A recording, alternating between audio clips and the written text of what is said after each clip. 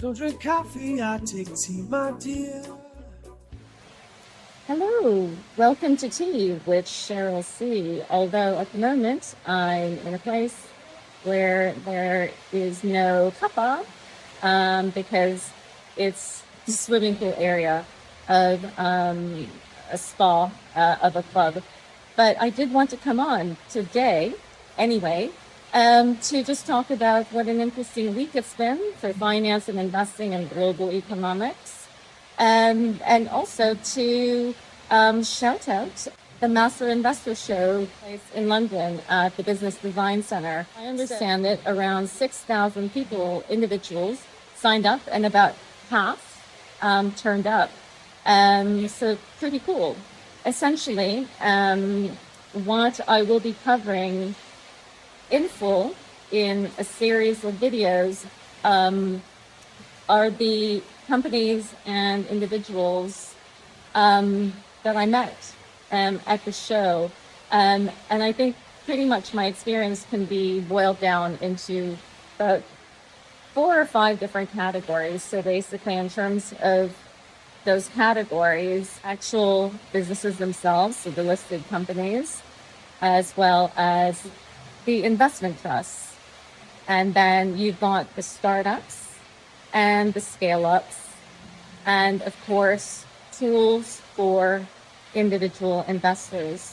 So for me in particular, it was very interesting to meet some of the investment trusts that are synonymous with the city and with the UK.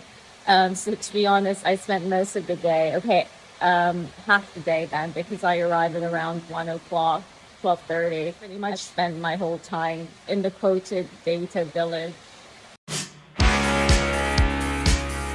So then basically a lot of my time was spent going from stand to stand, meeting the various investment trusts and fund managers. Basically said hi to the Daily Dipper guys. I'm looking for a man in finance. Trust fund. The Aberdeen people, jelly beans in here. They put the vowels back. When I wake up, And then really interesting chat with Columbia Threadneedle, the FNC people, doing some interesting stuff on the Gen Z side of things. Really loved the chat with Polar as well. You wanna build a snowman? So many. And then these amazing startups, including a barber plus tech business. So really interesting day.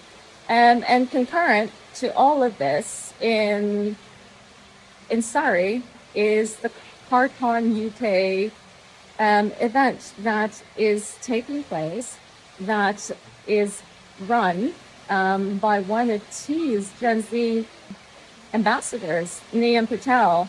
Essentially, there's about 5,000 alternative investing people, largely Gen Z and millennials, who are gathering to basically talk and trade sports cards. Yes, sports cards. Who would have thought? So these sports cards have significant value attached to them in a few hundred pounds to thousands of pounds per card. So it just shows all of us how people are so interested in business and in investing in the UK. So we must continue to cultivate that. So thanks so much for listening. don't drink coffee, I take tea, my dear.